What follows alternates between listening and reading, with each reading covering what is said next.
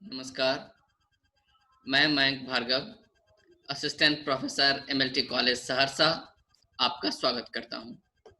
आज हम लोग साहित्य के इतिहास की विधेयवादी दृष्टि पर विचार करेंगे, जो स्नातकोत्तर हिंदी सेमेस्टर 1 सीसी 2 का अंश है। इस पत्र के अंतर्गत विभिन्न साहित्य इतिहास दृष्टियों पर चर्चा करनी है, जिसके अंतर्गत आज विधेयवादी दृष्टि पर विचार हम लोग करेंगे।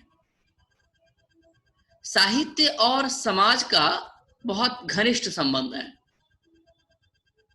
निश्चित तौर पर समाज की अभिव्यक्ति साहित्य में दिखाई देती है,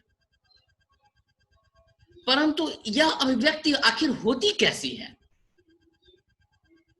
क्या समाज ज्यों का त्यों साहित्य में उतर आता है? अगर साहित्य में समाज का प्रभाव होता है तो यह प्रभाव आखिर कैसे होता है, कितना होता है?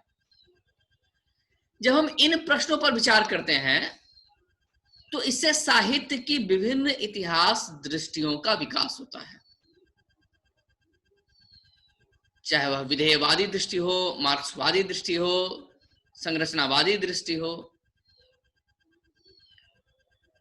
जहां तक विधेयवादी दृष्टि का प्रश्न है, विधेयवादी दृष्टि साहित्य और समाज में एक निश्चित कार्य कारण संबंध मानती है।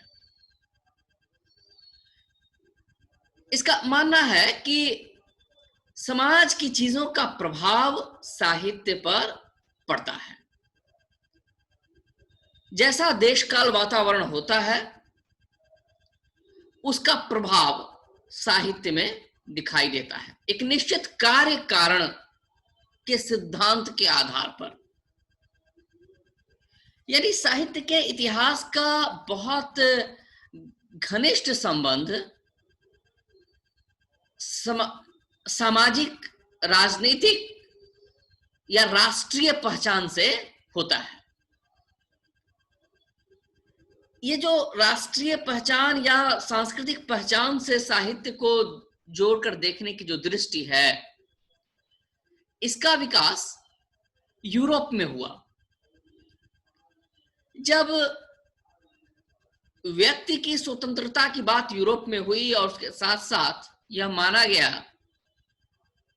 कि जो विभिन्न जातीय साहित्य है वह अपनी अलग अलग विशेषता लिए होता है, तो उसी के साथ यह विधेयवादी दृष्टि उभरकर सामने आई। इतिहास में अगर हम देखें तो 15वीं सदी से ही एक राष्ट्रीय पहचान जिसे कहते हैं, वह पहचान विभिन्न राष्ट्रों की स्थापित होने लगी थी। और यही कारण है कि अलग अलग देशों की भाषाओं को प्रमुखता मिली। एक यूरोप, एक लैटिन भाषा, उसकी जगह फ्रेंच, जर्मन जैसी भाषाएं विकसित हुई। और यही वह समय है जब वैज्ञानिकता का विकास हुआ, वैज्ञानिक अवधारणा। उससे पहले चर्च का बहुत ज्यादा प्रभाव था यूरोप के समाज पर। जब विज्ञान का विकास हुआ तो विज्ञान की अवधारणा से साहित्य, संस्कृति एवं विविध विचारों को देखा जाने लगा। केंद्र में जो पहले ईसाई अवधारणा थी, केंद्र में जो पहले धर्म की अवधारणा थी, उसके स्थान पर विज्ञान आया। और इसी समय 1754 में थॉमस वाल्टन ने किताब लिखी, observation of fairy queen of Spenser. और इस किताब के माध्यम से थॉमस वाल्टन ने परंपरा, प्रथाओं और आचरण पर ध्यान दिलाया। और इसके बाद विधेयवाद का विकास होता है वैसे तो विधेयवाद के जनक के रूप में हम लोग फ्रांसीसी गणितज्ञ ऑगस्ट कॉम्टे का नाम लेते हैं, लेकिन साहित्यिक इतिहास दृष्टि के रूप में विधेयवाद की प्रतिष्ठा देने का श्रेय जाता है इपोलाइट तेन को। तेन भी उसी 19वीं सदी में विकसित हुए थे, जब विज्ञान और तर्क का प्रभाव समाज पर बहुत ज्यादा पड़ रहा था, और उसी समय 1864 में उनकी किताब आई हिस्ट्री ऑफ इंग्लिश लिटरेचर। और इस किताब में तेन ने यह बताया कि किसी साहित्यिक रचना को देखने के लिए 3 चीजें बहुत महत्वपूर्ण हैं: प्रजाति, परिवेश और क्षण। यानी कि तेन का मानना था कि हर समय का अपना एक केंद्रीय भाव होता है जिसका प्रभाव साहित्यिक चेतना पर पड़ता है।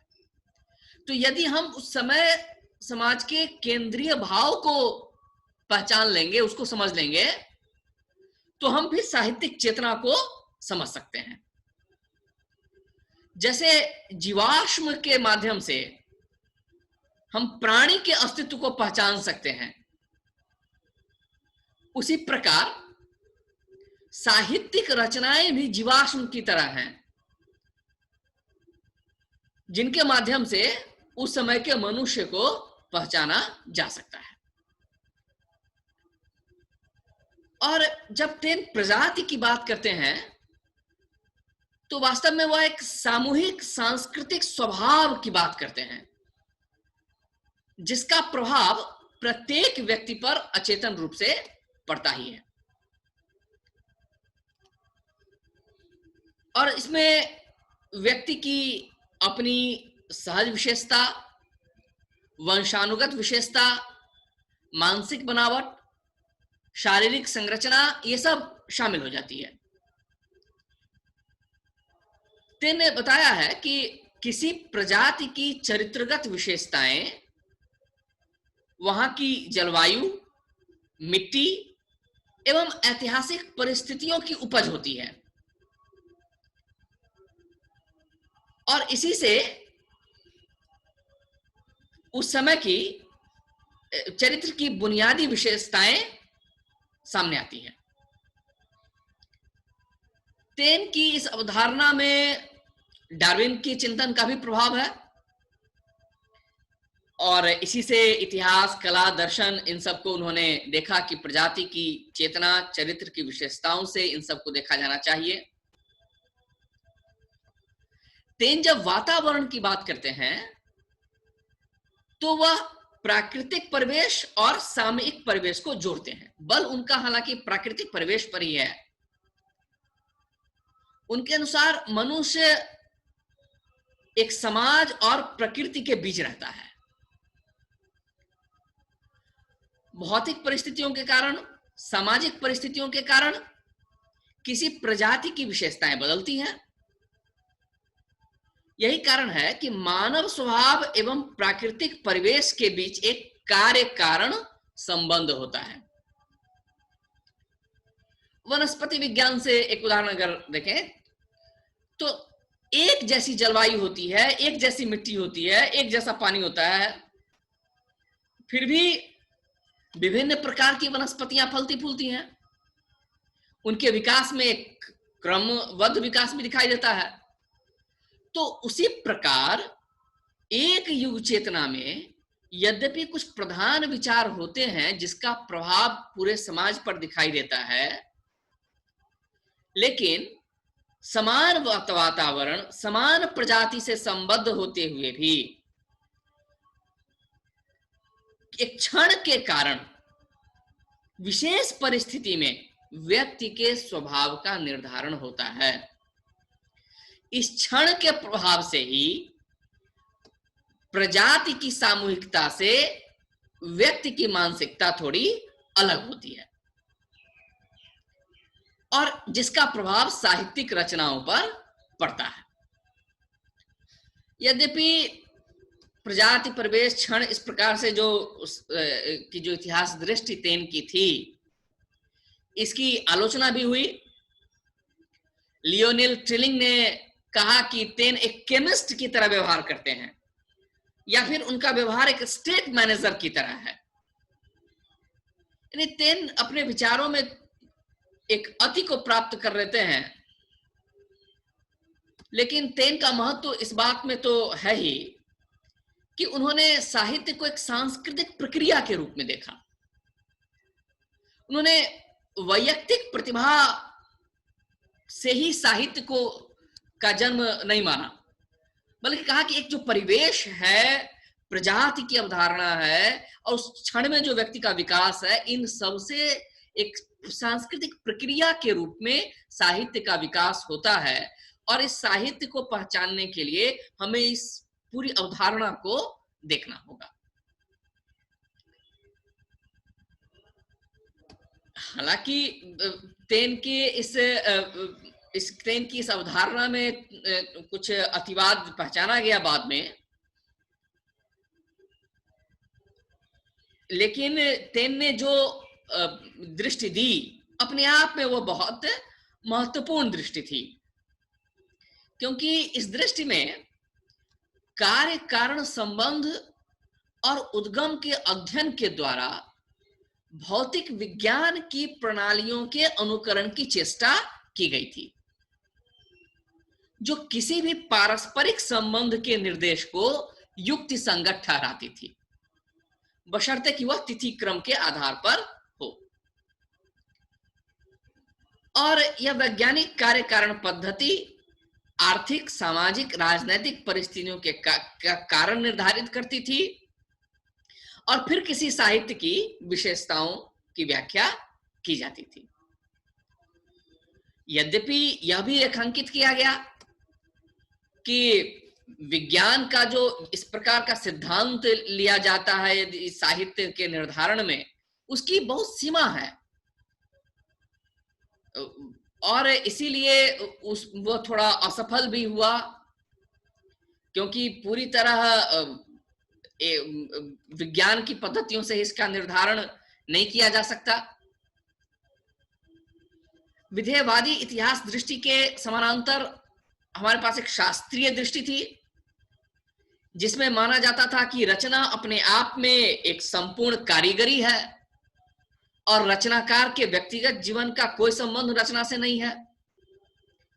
दूसरी तरफ एक स्वच्छंदतावादी दृष्टि थी, जिसमें रचना को रचनाकार के व्यक्तित्व की अभिव्यक्ति माना जाने लगा।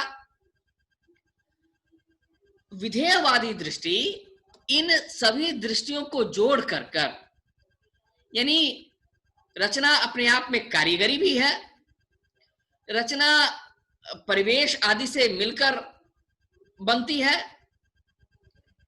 ये सभी इतिहास दृष्टियां मिलती हैं विधेयवादी दृष्टि में, और जो बताती हैं कि साहित्य का इतिहास केवल वृत्तांतों का संग्रह नहीं है, वह रचना को समझने के लिए एक अनिवार्य भूमि प्रदान करता है। बिना साहित्य के इतिहास के, बिना इतिहास दृष्टि के हम साहित्य को नहीं समझ सकते। हर साहित्य का एक कार्य कारण संबंध होता है। यदि कारण है तभी वह कार्य है, कारण नहीं रहेगा तो वह कार्य नहीं होगा। और इस कार्य कारण संबंध पर बहुत ज्यादा बल देने के कारण बाद में हडसन आए, जिन्होंने तेन के सिद्धांतों की आलोचना की। हडसन ने कहा कि तेन ने पूरा महत्व प्रजाति, वातावरण और क्षण को दे दिया, और हडसन ने यह आरोप लगाया कि तेन ने साहित्यकार के व्यक्तित्व और उसकी अपनी प्रतिभा और क्षमता की पूर्णतः उपेक्षा कर दी। लेकिन इतना श्रेय तो देना ही चाहिए कि तेन ने अपने समय में साहित्य को समझने के लिए एक व्यवस्थित इतिहास दृष्टि प्रदान की, और विशेषकर हिंदी साहित्य के इतिहास को अगर हम देखें तो ग्रियर्सन का जो इतिहास है उस पर भी विधेयवादी इतिहास दृष्टि का प्रभाव है, और खुद बाद में रामचंद्र शुक्ल का जो प्रसिद्ध इतिहास है उसमें भी विधेयवादी इतिहास दृष्टि हमें दिखाई देती है, जिसे नलिन विलोचन शर्मा ने भी रेखांकित किया है। नलिन विलोचन शर्मा ने लिखा है कि 19वीं शताब्दी में पश्चिम में साहित्य इतिहास के क्षेत्र में जो विधेयवाद प्रचलित था, शुक्ल जी ने इसी विधेयवाद को उस समय की आश्चर्यजनक नव्यवादिता के साथ अधिकृत और व्यवहृत किया। शुक्ल जी ने लिखा अपने इतिहास में, उनकी बहुत प्रसिद्ध पंक्तियां हैं कि जबकि प्रत्येक देश का साहित्य वहां की जनता की चित्त वृत्ति का संचित प्रतिबिंब होता है, तब यह निश्चित है कि जनता की चित्त वृत्ति के साथ साथ साहित्य के स्वरूप में भी परिवर्तन होता चलता है। आदि से अंत तक इन्हीं चित्त वृत्तियों की परंपरा को परखते हुए साहित्य परंपरा के साथ उनका सामंजस्य दिखाना ही साहित्य का इतिहास कहलाता है। जनता की चित्त वृत्ति बहुत कुछ राजनीतिक, सामाजिक, सांप्रदायिक तथा धार्मिक परिस्थिति के अनुसार होती है। यानी आचार्य शुक्ल ने इस बात पर जोर दिया कि साहित्य को समझने के लिए हमें राजनैतिक, सामाजिक, धार्मिक परिस्थितियों को देखना होगा, उन स्रोतों तक जाना होगा, और तभी हम साहित्य को ठीक से देख पाएंगे। तो इस प्रकार रामचंद्र शुक्ल का जो यह इतिहास है वह विधेयवादी दृष्टि, इतिहास दृष्टि का प्रभाव उस पर है। अपने समय में जो विधेयवादी दृष्टि आई, जिसने यह कार्य कारण सिद्धांत दिया, साहित्य और समाज के संबंध को देखा। यद्यपि बाद में दूसरी इतिहास दृष्टियां आई, मार्क्सवादी इतिहास दृष्टि ने प्रश्न उठाया इस पर। उसने कहा कि साहित्य का और समाज का संबंध एक तरफा नहीं है। उसने कहा कि साहित्य का भी प्रभाव समाज पर पड़ता है, परंतु इन इतिहास दृष्टियों के साथ साथ विधेयवादी दृष्टि का अपना महत्व है, और उससे रूप में ही हम इस विधेयवादी इतिहास दृष्टि को देखते हैं।